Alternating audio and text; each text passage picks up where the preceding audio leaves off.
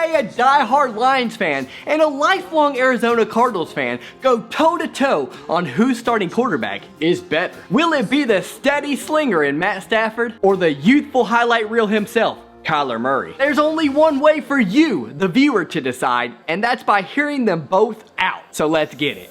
To me, my friend, this isn't even a debate. Detroit is where dreams go to die, and still somehow, some way, Matt Stafford has had one heck of a career there in Motown. If you don't think that's difficult to do here, ask Joey Harrington and Andre Witter. He's thrown 259 touchdowns to 136 interceptions, so nearly a 2-to-1 ratio, and was the fastest quarterback ever, that's ever, as in, well, ever, to reach 40,000 passing yards. And he's helped Detroit get to 3 playoff appearances in his career, which for most quarterbacks wouldn't be that big of a deal, but at Detroit, he's considered a godsend. Put frankly, he is a Super Bowl quarterback in a Honolulu blue jersey for no other reason other than loyalty.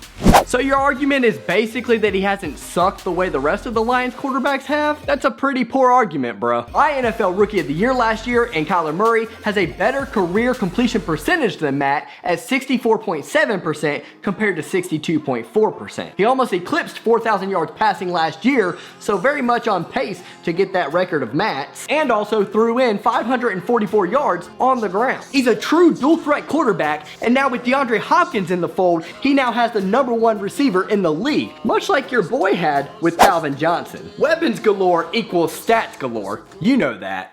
Alright, so we're getting a little caught up in the numbers, don't you think? Which is pretty easy to do in this modern day era where they're throwing up big numbers and throwing the ball all over the place. Whereas, back in the day, some of the better quarterbacks like Brett Favre, John Elway, Dan Marino, Troy Aikman, Steve Young would have demolished the numbers that you're seeing today out of average quarterbacks. So what I want to ask you is, what about the eye test? What does the eye test tell you about who the better thrower is and who you'd rather have under center?